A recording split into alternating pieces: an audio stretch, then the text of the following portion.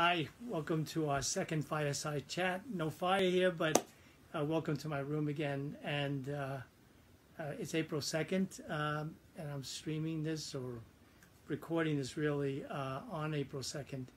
And I'd like to say welcome to everyone.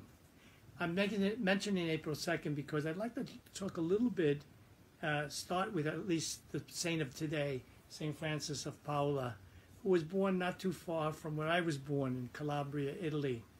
He was a great saint and was a hermit.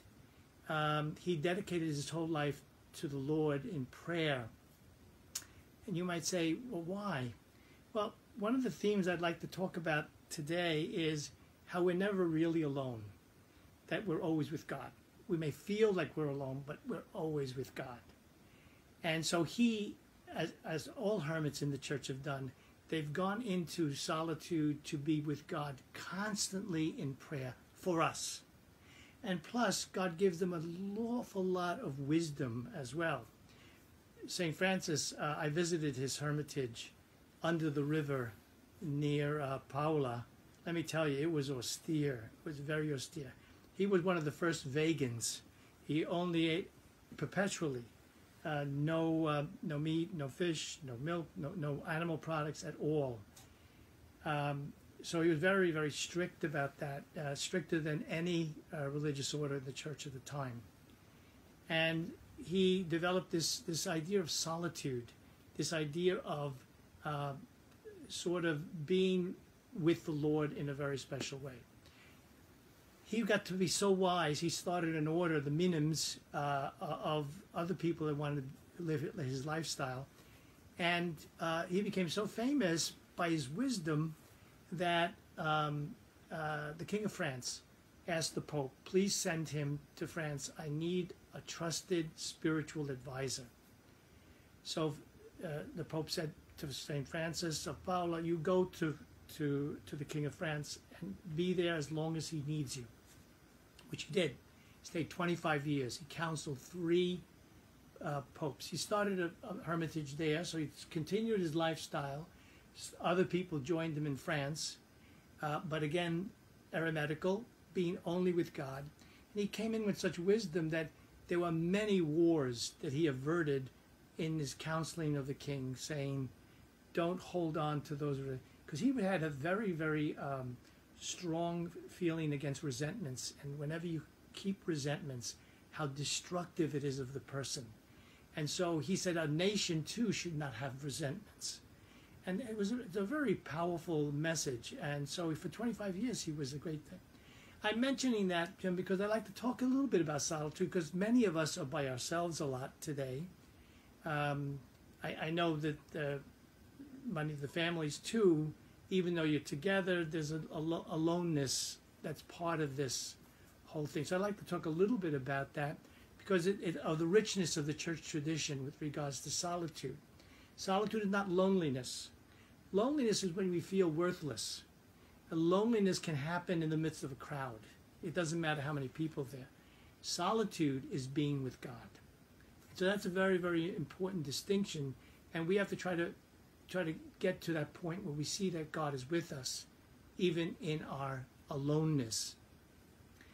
Watch it, because the devil loves these periods of time, because if you hear something in your voice, in your eyes, in your heart, in your mind saying, I'm worthless, nobody cares, who cares if I live or die, that is the devil. I'll tell you, I'll unmask him right now. That's the devil trying to destroy your bond with God. So you are worthwhile, even alone. And so solitude can be very, very rich. We can learn how to deal with solitude. One of the things I had was, I'm an only child. And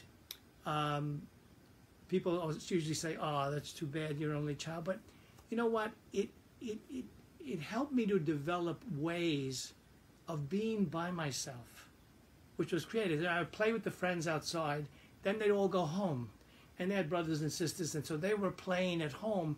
I came back, my parents were elderly parents. And so I said, I better find out something to do. So one of the great things I found is the world of the book. I had solitude, and so I had time to read.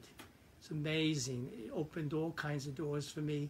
But I developed other ways, writing, prayer, listening to music, so many different things that I still use. They're very, very important things. And so you need to look deep in yourself. Start a journal.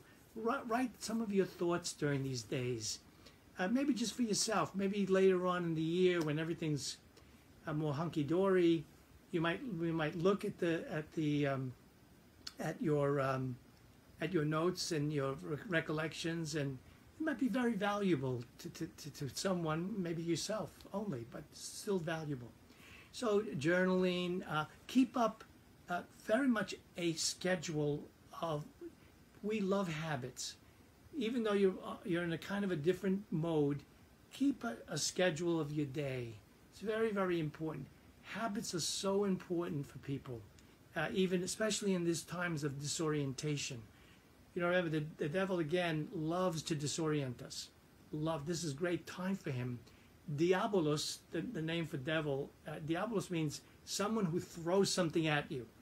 And so what the devil tries to do, he throws something at you. You know how you step back, you tell him, what's that? The devil loves to throw things at you. Habit, order, is part of the world of God. God created a world of order and interdependence. So doing stuff.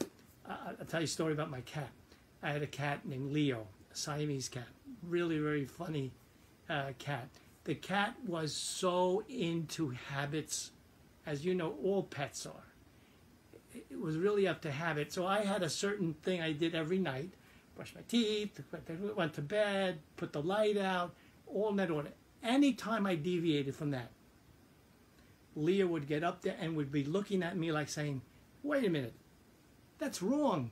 You don't do that now. You do that next. Not this. You forgot this piece. It is amazing. And then when I would finally get the lights out, I kid you not, I'm in bed listening, and out comes Leo. He's usually slept underneath on an ottoman, underneath a blanket. He would go into the bathroom. He would go to the litter box. He would eat something. He would drink something, and then he'd come back to bed. Every night, he would do the same thing. Even animals love habits. So important if you're living by yourself, or even in a community of the family, it might be good to maintain your scheduled habits. It's very important. That can include television. It can include journaling. It can include prayer. It can include so many things. But to have a regularity to your day is a way of, it's a comfort to each of us. So we needn't be afraid of being alone, even though we're at home. We could, as I said in the last fireside chat, it's an opportunity for us to become closer to the Lord. And so it's a great, great, great opportunity. So I advise you, and I hope and pray that during this time you may become closer and closer to the Lord. It's very, very important. We learned so much because as St. Francis, whose picture's right here, as St. Francis learned, when we spend time with God, he gives us gifts, wisdom, understanding, courage. Those gifts are given to us privately, quietly, in the solitude of our lives. Those are the things we need when we go out to others, to help them or to be there with advice and getting on the phone and talking to someone we haven't seen in a while and listening to them. All these things, because if you do well in solitude, you begin to be a better listener. And everybody needs good listeners, because everybody's interested in talking, but to be a listener is a very valuable thing. So I wish you a lot of luck. I hope to see you next week for another fireside chat, and just please keep me in your prayers as I keep you in my prayers. Miss you a lot, and God bless.